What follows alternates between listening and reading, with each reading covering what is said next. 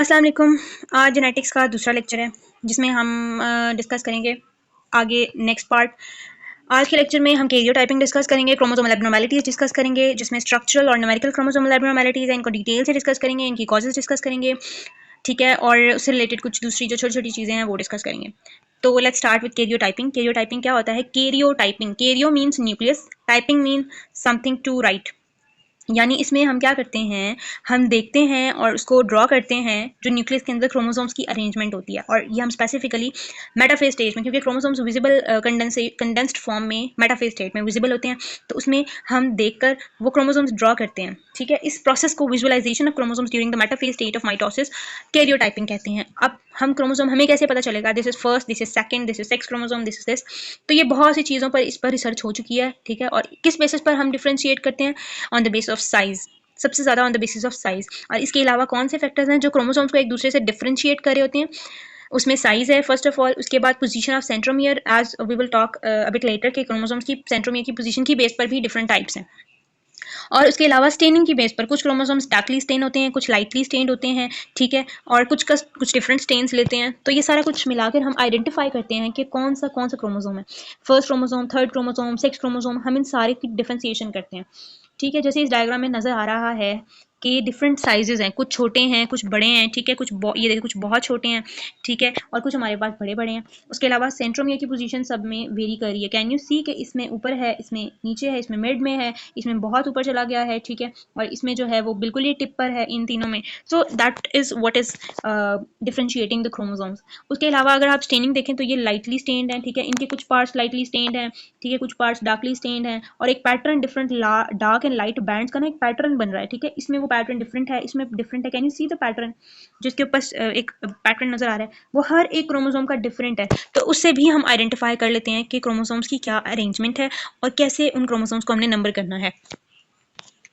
This is the actual diagram के जैसे chromosomes नजर आते हैं, वो बिल्कुल भी, ये तो स्कीमेटिक डायग्राम थी ना, ऐसे नजर तो नहीं आते, ऐसे नजर आते हैं, ठीक है। और इस तरह से हम जो है, अब देखें कलर पैटर्न तो इसमें डार्क लाइट बैंड आपको इसमें भी नजर आ रहे हैं। तो अगर हम इसको डीपली अंडर द माइक्रोस्कोप देखें तो आइडेंटिफाई किया जा सकता है on the basis of staining. अच्छा जी, हम करते क्यों है karyotyping? To study different abnormalities of chromosome. Like अगर एक क्रोमोसोम लंबा होना चाहिए था बट वो छोटा है, उसकी P arm Q arm short है, तो it can lead to different types of syndromes, different chromosomal abnormalities. तो उनको स्टडी करने के लिए हम कैरियोटाइपिंग करते हैं। अच्छा जी, ये इतना हम टेक्स्ट रीड नहीं करेंगे, मैं आपको टेक्स्ट का जो है वो जो समरी है वो बता दूंगी, ठीक है। अब इसमें टाइप्स ऑफ क्रोमोसोम्स हैं। क्रोमोसोम्स को मैंने जैसे बताया कि नॉमेनक्लेचर की बेस पर, सॉरी, पोजीशन ऑफ सेंट्रोमियर की बेस पर हम क्लासीफाई करते हैं। तो अगर मैं 3 तरह के क्रोमोसोम बनाऊं, ठीक है, ये नहीं, एक क्रोमोसोम हमारे पास ये है, ठीक है, एक क्रोमोसोम हमारे पास ये है, ठीक है, और एक क्रोमोसोम हमारे पास जो है वो ये है, ठीक है। इन इन क्रोमोसोम्स में हमारे पास एक का सेंट्रोमियर ये है, एक का सेंट्रोमियर यहाँ है, और एक का सेंट्रोमियर यहाँ है, ठीक है। अब इन क्रोमोसोम्स में से जो ये वाला क्रोमोसोम है इसका centromere almost in the centre है, ठीक है, मिडल में है। तो एम से आपने याद रखना है, जिसका मिडल में होगा उसे हम क्या कहेंगे? मेटासेंट्रिक, ठीक है, it is a metacentric chromosome. उसके बाद जो ये वाला है इसका मिडल से थोड़ा सा ऊपर है, यानी इन इन दोनों, इसके दोनों आर्म्स को देखा जाए तो एक आर्म, इसके दोनों आर्म्स ऑलमोस्ट इक्वल है, इसका छोटा है एक बड़ा है, तो इसका जो है ना वो मिडल से थोड़ा सा ऊपर चला गया, या नीचे भी जा सकता था, तो इसलिए इसको हम कहते हैं सब मेटासेंट्रिक, ठीक है, ऊपर या नीचे चला जाए नियर द मिडल, ठीक है, तो उसको हम कहते हैं सब मेटासेंट्रिक। और वो वाला जो बिल्कुल ही एंड पर प्रेजेंट हो कि वो दूसरा आर्म ही ऑब्लिटरेट हो जाए, उसे हम क्या कहते हैं? Acrocentric chromosome. तो ये एक्रोसेंट्रिक क्रोमोसोम है। अब इसमें से दोनों आर्म्स ऑलमोस्ट इक्वल होते हैं। सब मेटासेंट्रिक में पी और क्यू आर्म्स की लेंथ वेरी कर रही होती है, ठीक है। अब इसकी एग्जांपल्स कौन कौन सी हैं? एक्रोसेंट्रिक में क्रोमोसोम 13, 14, 15, 21, 22 सारे एक्रोसेंट्रिक हैं। और एक्रोसेंट्रिक क्रोमोसोम्स रोबर्ट्सोनियन ट्रांसलोकेशंस के लिए बहुत इंपॉर्टेंट होते हैं, वो भी हम देखेंगे कि वो क्या होती हैं और एक्रोसेंट्रिक का उसमें क्या रोल आता है। Let's move. अब कौन कौन से नॉर्मल कॉमन सिंबल्स हैं जो कैरियोटाइपिंग में यूज़ किए जाते हैं? 1 to 22 indicates the autosomal number of chromosomes. Last pair जिसे हम एक्स वाई से नोट करते हैं, it indicates the sex chromosomes. Plus हम तब लिखते हैं जब कोई न्यूमेरिकल क्रोमोसोमल एब्नॉर्मेलिटी हो, जिसमें एक क्रोमोसोम एक्स्ट्रा ऐड हो गया हो, और माइनस तब लिखते हैं जब कोई डिलीट हो गया हो, ठीक है। और पी और क्यू आर्म्स होती हैं क्रोमोसोम की, जो सेंट्रोमियर के एक ऊपर हो सकती है, नीचे हो सकती है। पी वाली जो होती है वो शॉर्ट आर्म होती है, और क्यू वाली हमारे पास कौन सी? लॉन्ग आर्म होती है, ठीक है। उसके बाद टी हम यूज़ करते हैं ट्रांसलोकेशन को इंडिकेट करने के लिए, और डी या डेल हम डिलीशन के लिए यूज़ करते हैं। अब हम पढ़ते हैं क्रोमोसोमल एबनॉर्मैलिटीज़। दो तरह की क्रोमोसोमल एबनॉर्मैलिटीज़ हो सकती हैं, वन इज़ द स्ट्रक्चरल और फिर न्यूमेरिकल एबनॉर्मैलिटीज़। पहले हम न्यूमेरिकल वाली को डिस्कस करते हैं। न्यूमेरिकल में भी बेसिकली दो मेन क्लासेस हैं, एन्यूप्लॉइडी एंड यूप्लॉइडी। ठीक है, यूप्लॉइडी में क्या होता है, यूप्लॉइडी में एग्जैक्ट मल्टीपल ऑफ 23, यानी 23 क्रोमोसोम्स के मल्टीपल होंगे, यानी 23 के टेबल में आते होंगे। मल्टीपल का मतलब ये है 23 होंगे, फिर 23 2 46, 23 3 69, यानी ये वाले नंबर्स होंगे, इसके इन बिटवीन नंबर्स नहीं होंगे। इस वाली न्यूमेरिकल क्रोमोसोमल एबनॉर्मैलिटी को कहते हैं हम यूप्लॉइडी। नॉर्मली इसमें हमारे कौन कौन से आते हैं, हैप्लॉइड जिसमें 23 होते हैं जो गैमीट्स में होते हैं, और 46 in the normal somatic cells. ठीक है, डिप्लॉइड जिसे हम कहते हैं ये नॉर्मल है। ठीक है, एबनॉर्मल इसमें क्या है, एबनॉर्मल इसमें हमारे पास दो कंडीशन आती है, ट्रिप्लॉइडी एंड टेट्राप्लॉइडी। ट्रिप्लॉइडी में क्या होता है, ट्रिपल यानी 23 3 से मल्टीप्लाई हो गया 69 हो गए हैं, और टेट्राप्लॉइडी में 23 4 से मल्टीप्लाई हो गया यानी 92 हो गए हैं। तो ये क्रोमोसोम इतने ज़्यादा हो जाते हैं। ठीक है, और इनकी रीज़न क्या है, इसकी रीज़न होती है fusion of more than one sperms. अगर दो स्पर्म्स मिल जाएंगे और एक एग होगा तो ट्रिप्लॉइडी, तीन स्पर्म्स मिल जाएंगे एक एग होगा तो टेट्राप्लॉइडी। ये उस वजह से क्रोमोसोमल नंबर डबल और ट्रिपल हो रहे होते हैं, मल्टीपल्स में हो रहे होते हैं। तो ये थी euploidy, euploidy is that simple. और ये दोनों जो कंडीशंस हैं, triploidy and tetraploidy, these are not normal and they are inconsistent with life. ये फीटल ही डेथ हो जाती है और बेबी बॉर्न नहीं होता है with that so much odd number of chromosomes. उसके बाद आता है एन्यूप्लॉइडी। एन्यूप्लॉइडी में क्या होता है, एक क्रोमोसोम यानी 23 में से कोई सा एक या तो ऐड हो जाएगा एडिशनल या माइनस हो जाएगा। अगर वो ऑटोसोम्स में ऐड हो रहा है तो उसे हम ऑटोसोमल एन्यूप्लॉइडी कहेंगे। 6 क्रोमोसोम्स में एक एक्स ऐड हो गया है, एक वाई ऐड हो गया है, या एक वाई या एक्स माइनस हो गया है तो उसे हम 6 क्रोमोसोमल एन्यूप्लॉइडी कहेंगे।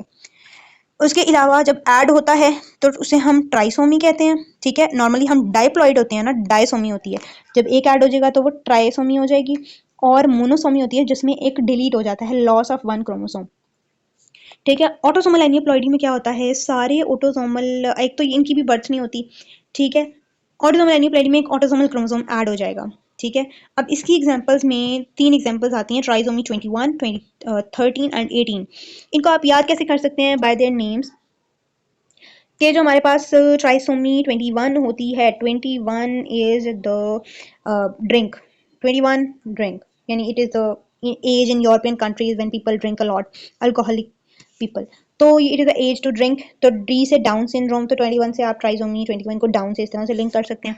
ठीक है, इसके अलावा ट्राइसोमी 18 होती है, तो 18 is the age when we do voting in elections.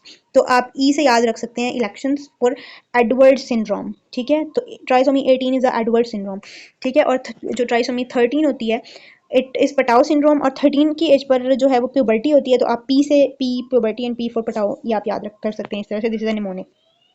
ठीक है, तो पहले हम डिस्कस करते हैं ट्राइसोमी 21 को। अब अगर आप इसकी ये जीनोटाइप लिखी हुई है, मैंने आपको भी तरीका जो बताया था, अगर आप देखें तो 47 shows what, 47 shows total number of chromosomes, यानी इसमें एक ज़्यादा हो गया ना, 46 47 हो गया। ठीक है, एक्स वाई शोज के सेक्स क्रोमोसोम्स प्लस शोज के एडिशन हुई है, और किस क्रोमोसोम की एडिशन हुई है, 21। या इसमें दूसरा केस क्या है, 47 एक्स एक्स प्लस 21, ये एक मेल है और एक फीमेल है, डाउन सिंड्रोम। अब इसकी कैरेक्टरिस्टिक्स क्या है, मोस्ट कॉमन ऑटोसोमल ट्राइसोमी है। ठीक है, सारे पेशेंट्स ये वाले ना ट्राइसोमीज और मोनोसोमीज और क्रोमोसोमल एब्नॉर्मैलिटीज वाले मेंटली रिटार्डेड होते हैं, मोस्ट केसेस में मेंटली रिटार्डेड होते हैं। ठीक है, इसमें शॉर्ट स्टेचर है, हाइपोटोनिया है, depressed nasal bridge, congenital heart defects और increase risk of acute lymphoblastic leukaemia और अल्जाइमर्स डिजीज। ये आप निमोनिक से याद करते हैं, कर सकते हैं, MMSHD। ठीक है, MMSHD या MMSHID, MM शेड। ठीक है, तो इस तरह से आप इसमें से 4-5 याद कर लें, दैट वुड बी इनफ। जो इंपॉर्टेंट है, मेंटल रिटार्डेशन सब में लिख देना, शॉर्ट स्टेचर, हाइपोटोनिया, डी से डिप्रेस्ड नेजल ब्रिज और कंजेनिटल हार्ट डिफेक्ट्स। उसके बाद आता है ट्राइसोमी 18। इसका भी अगर आप जेनेटिक मेकअप देखें तो 47 विद XY प्लस 18, इसमें 18 वाला ऐड हो रहा है, that's why it is known as trisomy 18। और फिर फीमेल में भी वही है, इसको एडवर्ड सिंड्रोम कहते हैं। इसमें क्या होता है, clenched fist with overlapping fingers. अगर इसमें देखें तो can you see overlapping fingers के साथ क्लेंच्ड फिस्ट है। ठीक है, उसके बाद inward turning rocker bottom feet है। ठीक है, कैन यू सी के किस तरह से क्लब फीट, इसको क्लब फीट भी कहते हैं। उसके अलावा क्या है, कंजेनिटल हार्ट डिफेक्ट्स। ठीक है, हार्ट डिफेक्ट्स होंगे, लंग एब्नॉर्मैलिटीज होंगी, लो सेट ईयर्स। देखें जॉ कितनी स्मॉल है, can you see low jaw कितनी स्मॉल है, और ईयर्स कितने नीचे प्रेजेंट है, बिल्कुल जॉ के बिल्कुल पास प्रेजेंट है। ठीक है, तो लो सेट ईयर्स और microgonadia, mental retardation is the same और वेरी प्योर प्रोग्नोसिस। उसके बाद आता है जी ट्राइसोमी 13, जिसको हम पटाओ सिंड्रोम कहते हैं। पॉलीडिक्टली और क्लेफ्ट लिपर पैलेट होता है, कैन यू सी पॉलीडिक्टली, इसमें क्या आपको नजर आ रहा है कि फिंगर्स ज्यादा हैं, क्लेफ्ट लिपर पैलेट भी नजर आ रहा है। ठीक है, पटाउ सिंड्रोम में। उसके बाद माइक्रोऑप्थेल्मिया, आईज बहुत ज़्यादा स्मॉल है, you can see in the picture. Microcephaly, head भी बहुत ज़्यादा स्मॉल होता है, इस वाले में बड़ा है लेकिन इस वाले में स्मॉल है। उसके अलावा कार्डियक और रीनल डिफेक्ट्स होते हैं, इसका भी प्रोग्नोसिस बहुत पूरा होता है और ये भी मेंटली रिटार्डेड होता है। ठीक है, ये थी ऑटोसोमल एनियोप्लाइडीज। अब सेक्स क्रोमोसोमल एब्नॉर्मैलिटीज एनियोप्लाइडीज में क्या होगा, either an X chromosome is added, either a Y chromosome is added, either X chromosome is deleted और either Y chromosome is deleted। ठीक है, ये सारा कुछ होता है। अगर Y क्रोमोसोम प्रेजेंट होगा तो फिनोटाइप मेल होगी। ठीक है, ये आपने याद रखना है। अगर Y प्रेजेंट है तो फिनोटिपिकली वो मेल होगा, लेकिन उसमें फीमेल कैरेक्टरिस्टिक्स हो सकती हैं अगर वो कोई एनियोप्लाइडी में है तो। और अगर Y क्रोमोसोम नहीं है, ठीक है, तो जितने तो वो उसमें अपेरेंटली वो फीमेल होगी, बट उसमें due to chromosomal abnormalities male characteristics भी हो सकती हैं। इसकी दो एग्जांपल्स में जो आती हैं वो Turner syndrome and Klinefelter syndrome. Klinefelter syndrome में जेनेटिक मेकअप देखें तो 47 क्रोमोसोम्स हैं टोटल, जिसमें से 2 एक्स हैं और एक हमारे पास जो है वो वाई क्रोमोसोम है। इसमें क्या होता है, testicular atrophy, infertility, gynaecomastia, female distribution of hair, low testosterone, elevate FSH knowledge और हाई पिच्ड वॉइस, ये इसकी कैरेक्टरिस्टिक्स हैं। टर्नर सिंड्रोम की बात करें तो इसमें आइदर या तो एक्स होगा ही नहीं, ठीक है, या एक्स होगा और उसकी बार बॉडी नहीं होगी। आप ये याद रखें कि एक्स नहीं होगा। ठीक है, ये वो मोनोसोमी है जो कि कंसिस्टेंट विद लाइफ है, यानी इसमें बॉर्न हो जाती है, बर्थ हो जाती है। इसके अलावा टर्नर सिंड्रोम में मोज़ेक्स होते हैं। मोज़ेक्स क्या होते हैं, यानी टर्नर सिंड्रोम में ना एक्स क्रोमोसोम हो सकता है कि हो और वो एक्सप्रेस ना हो सकता है ज़्यादा सारे एक्स क्रोमोसोम्स हों। ठीक है, ऐसा भी हो सकता है कि ट्रांसलोकेशन और एक्स का मोस्ट ऑफ द पार्ट जो है वो किसी और सेल में चला जाए। ठीक है, तो ये सारी चीज़ें हो सकती हैं। और इसमें शॉर्ट स्टेचर होता है, एडीमा होता है, cystic hygroma, primary amenorrhoea, coarctation of aorta, infertility and gonadal dysgenesis. ठीक है, तो ये थी हमारे पास सेक्स क्रोमोसोमल एनियोप्लॉइडीज। अब इन एनियोप्लॉइडीज की रीज़न क्या होती है, ठीक है, सेक्स क्रोमोसोमल एनियोप्लॉइडीज की बात करें, इसकी रीज़न होती है non disjunction of chromosomes during meiosis. Non disjunction of chromosomes क्या होता है, अब नॉर्मल प्रोसेस में डिसजंक्शन होती है। डिसजंक्शन क्या होती है, separation of chromosomal chromatids during anaphase state. Anaphase में सेपरेट होते हैं और हर सेल में एक एक क्रोमेटिड चला गया। ठीक है, दिस इज अ नॉर्मल। ठीक है, लेकिन एबनॉर्मल स्टेट्स में क्या होता है कि दोनों क्रोमोसोम्स, अब या तो ये इस मेटाफेज की स्टेट पर हो सकती है कि दोनों क्रोमोसोम्स एक ही मियोसिस 1 की स्टेज पर एक ही सेल में चले जाएं। ठीक है, और फिर वो आगे क्रोमेटिड्स में डिवाइड हों और वो उसके गैमीट्स में डबल नंबर ऑफ क्रोमोसोम्स हों। ठीक है, इससे हो सकता है, या एक दूसरे केस में एक सेल बिल्कुल खाली है, वो जब जाएगा तो ये मोनोसोमी कॉज करेगा, इसमें क्रोमोसोम है ही नहीं, डिलीशन ऑफ क्रोमोसोम हो जाएगी अगर ये वाला गैमीट फ्यूज कर जाता है। तो ये इसकी रीज़न हो सकती है। ठीक है, या क्या हो सकती है कि ये मियोसिस 2 के लेवल पर डिस्ट्रप्शन हो, ऊपर वाला सही डिस्ट्रीब्यूट हो गया, बट मियोसिस 2 में जब सेल्स डिवीजन हो रहे, यहाँ पर डिवाइड हो रहे हैं, तो एक ही सेल में दोनों क्रोमेटिड्स चले गए और एक सेल खाली हो गया, तो अगर ये वाला फ्यूज होगा तो एडिशन ऑफ 1 क्रोमोसोम हो जाएगी और अगर ये वाला फ्यूज होगा तो डिलीशन हो जाएगी। सो दैट्स वाई के क्रोमोसोमल एब्नॉर्मैलिटीज होती हैं due to non disjunction of chromosomes. ठीक है, ये देखें, इधर मेंशन है कि ये नॉन डिसजंक्शन, नॉर्मली डिसजंक्शन होती है जिसमें सेपरेशन हो जाती है। ठीक हो गया। अब हमारे पास है जी स्ट्रक्चरल क्रोमोसोमल एब्नॉर्मैलिटीज। न्यूमेरिकल हमने डिस्कस कर लिए हैं। ठीक है, अब हम डिस्कस करने लगे हैं स्ट्रक्चरल क्रोमोसोमल एब्नॉर्मैलिटीज, यानी अब मसला क्रोमोसोम के नंबर के साथ नहीं है, उसके स्ट्रक्चर के साथ है। उसमें हमारे पास आती हैं ट्रांसलोकेशंस, डिलीशंस, डुप्लीकेशंस, इन्वर्शंस, रिंग क्रोमोसोम्स और आइसोक्रोमोसोम्स। अब हम ये सारे डिस्कस करेंगे वन बाय वन। तो सबसे पहले ट्रांसलोकेशन जो सबसे इंपॉर्टेंट है, ये डिस्कस करते हैं। ठीक है, इसमें हमारे पास रीज़न इसकी क्या हो सकती है, स्ट्रक्चरल क्रोमोसोमल एब्नॉर्मैलिटीज़ की क्लास्ट्रोजेंस, जिसमें रेडिएशंस हैं, वायरसेस हो सकते हैं, केमिकल्स हो सकते हैं। ट्रांसलोकेशंस क्या होती हैं, जब ट्रांसलोकेशन होता है दो क्रोमोसोम्स पड़े हुए हैं साथ ही, ठीक है, नॉन होमोलोगस क्रोमोसोम्स में होती है। पहली बात, होमोलोगस क्रोमोसोम्स में तो सेगमेंट्स का एक्सचेंज होना नॉर्मल है ड्यूरिंग क्रॉसिंग ओवर, तो नॉन होमोलोगस क्रोमोसोम्स में अगर सेगमेंट्स का एक्सचेंज हो जाए उसे हम कहते हैं ट्रांसलोकेशन। ठीक है, broken when chromosomes are broken and the broken elements reattach to other chromosomes, इसको हमने दो मेन क्लासेस में डिवाइड किया। वन इज रेसिप्रोकल ट्रांसलोकेशन और एक होती है रॉबर्ट्सोनियन ट्रांसलोकेशन। रेसिप्रोकल ट्रांसलोकेशन जो सिंपल ट्रांसलोकेशन सुन के जो माइंड में आता है कि जैसे क्रॉसिंग ओवर में होता है ना, एक सेगमेंट एक से टूटा और जो है वो दूसरे में जाकर जो है वो अटैच हो गया। ठीक है, if this happens the karyotype would be this, ये आपको पढ़ने की जरूरत नहीं है, डायग्राम देखें तो आपको समझ आ जाएगा। रेसिप्रोकल ट्रांसलोकेशन में क्या हो रहा है, ये एक क्रोमोसोमल सेट है, ये दूसरा क्रोमोसोमल सेट है। अब हो क्या रहा है कि इसका कुछ पार्ट, ये देखें, ये सेकंड क्रोमोसोम है, ये 8th क्रोमोसोम है। अब इसका कुछ पार्ट इसके अंदर चला गया और इसका कुछ पार्ट इसके अंदर आ गया और ट्रांसलोकेशन हो गई है। This kind of translocation is reciprocal translocation. और इसको हम लिखते कैसे हैं, ट्रांसलोकेशन को मैंने स्टार्ट में बताया था, टी से डिनोट करते हैं। ठीक है, और ये क्या है कि यानी 2 वाले का पी आर्म, ठीक है, चला गया है और 8 वाले का पी आर्म चला गया। ठीक है, और इन दोनों के पी आर्म्स के दरमियान में ट्रांसलोकेशन हुई है। ओके, उसके बाद है रॉबर्टसोनियन ट्रांसलोकेशन। रॉबर्टसोनियन ट्रांसलोकेशन मैंने आपको एक बात बताई थी कि ये एक्रोसेंट्रिक क्रोमोसोम्स में होती है। कैसे होती है?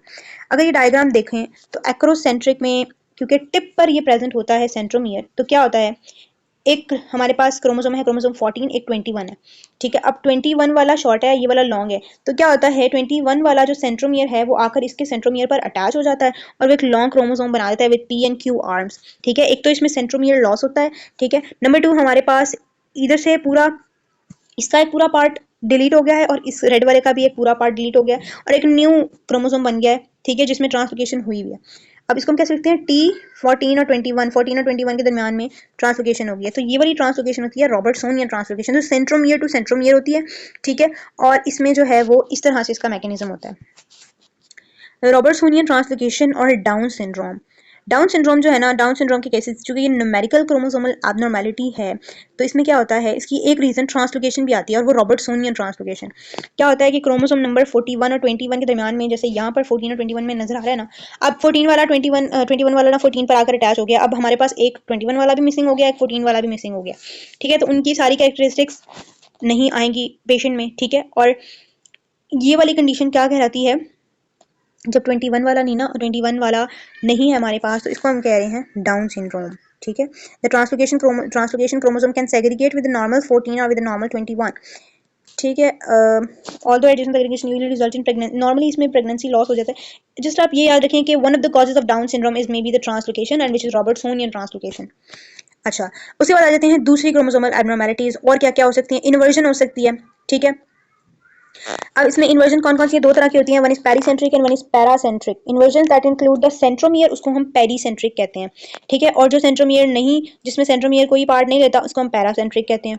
ठीक है, इसकी डायग्राम्स हम अगर देखें तो ये देखें, इस डायग्राम में नजर आ रहा है आपके पास पेरीसेंट्रिक इन्वर्जन है, यानी सेंट्रोमियर की लोकेशन चेंज हो गई, यानी पहले सेंट्रोमियर मिड में था, अब सेंट्रोमियर ऊपर चला गया है। ठीक है, जब सेंट्रोमियर ऊपर चला गया है तो पी, जो ये ऊपर वाली आर्म थी, इसके कुछ सेगमेंट अब नीचे वाली आर्म में आ गए हैं। ठीक है, तो यानी कुछ सेगमेंट्स क्यू आर्म में चले गए, यानी P21 जो था वो Q13 में चला गया। ठीक है, और इन्वर्जन हो गई है थर्ड क्रोमोसोम की, ये लिखा हुआ है।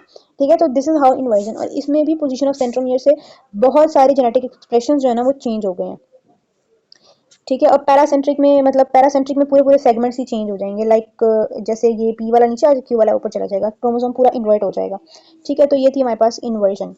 उसके बाद रिंग क्रोमोसोम कैन फॉर्म। अच्छा, कभी कभार क्या होता है कि क्रोमोसोम जो है वो रिंग बन जाते हैं और वो अपना डीएनए मटेरियल जो है वो लूज कर देते हैं, वो क्रोमोसोम्स इटसेल्फ लॉस्ट हो जाते हैं, क्योंकि मेटाफेज में तो स्ट्रेट वालों ने अरेंज होना है ना, रिंग वालों को जो जो हमारे पास फाइबर्स आ रहे हैं, स्पिंडल फाइबर्स, वो डिटेक्ट ही नहीं करते, उनका सेंट्रोमियर ही वो कैसे अटैच होंगे मेटाफेज प्लेट पर, तो वो लॉस हो जाते हैं और it can result in मोनोसोमीज।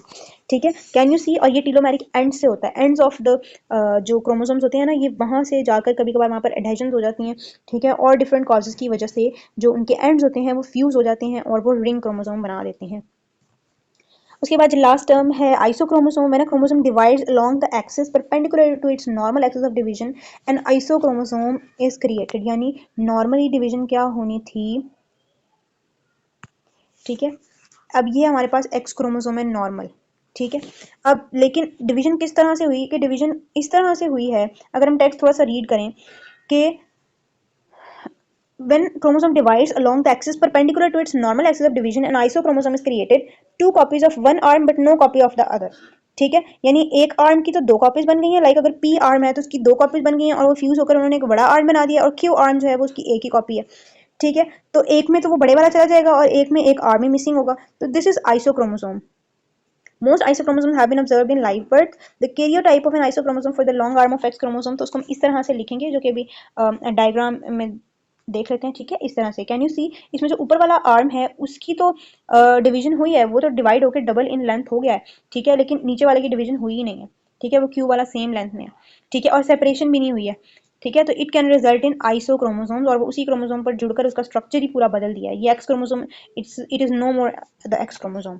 So that's how isochromosomes are formed. That's all about today's lecture. अगर आपको इसमें से कोई भी बात नहीं समझ आई तो you can ask in comments. Thank you so much for watching. Subscribe for more videos. Allah Hafiz.